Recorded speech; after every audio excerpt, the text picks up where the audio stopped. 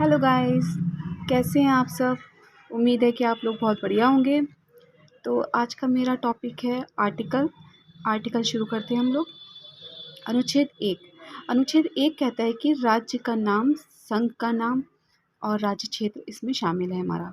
Article 2 यानी कि अनुच्छेद 2 कहता है कि नए राज्यों का प्रवेश या स्थापना।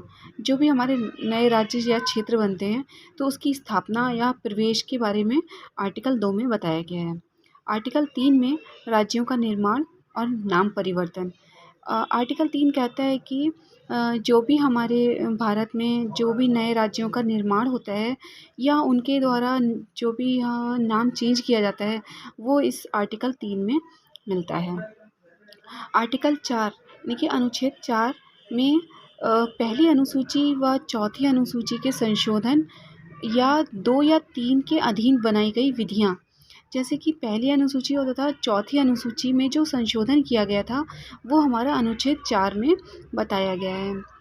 और नेक्स्ट है अनुच्छेद 5 में संविधान के प्रारंभ पर नागरिकता, यानी कि जो हमारा संविधान है उसमें आर्टिकल 5 के मुताबिक ये है कि जिसके पास भारत के किसी भी राज्य के या किसी भी हिस्से का प्रमाण पत्र होगा तो वह देश का नागरिक होगा। जैसे आप कहीं भी किसी भी स्थान पर रहते हैं, अगर आपके पास वहाँ का आधार या प्रमाण पत्र है तो आप हमारे देश यानी कि भारत देश के नागरिक कहलाएंगे। आर्टिकल 5 में बताया गया है। आर्टिकल 6 में पाकिस्तान से भारत आने वाले व्यक्तियों को नागरिकता दी गई है।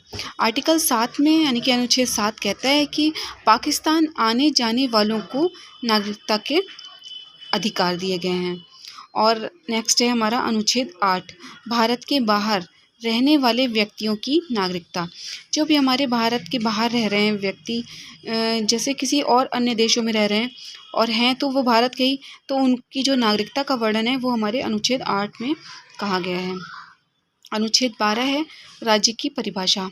अनुच्छेद 15 है धर्म, जाति, लिंग पर भेद का प्रतिरोध।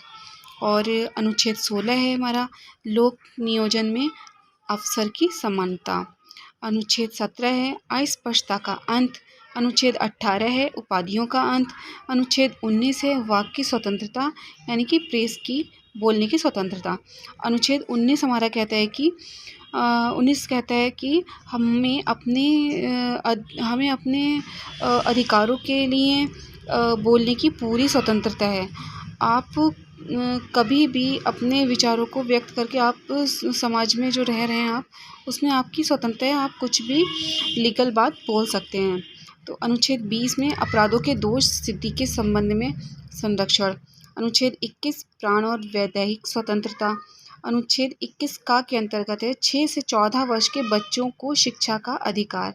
अनुच्छेद 23 में बाल श्रम यानी कि बंधुआ मजदूरी जो बच्चे करते हैं उनको बाल श्रम के अंतर्गत रखा गया है।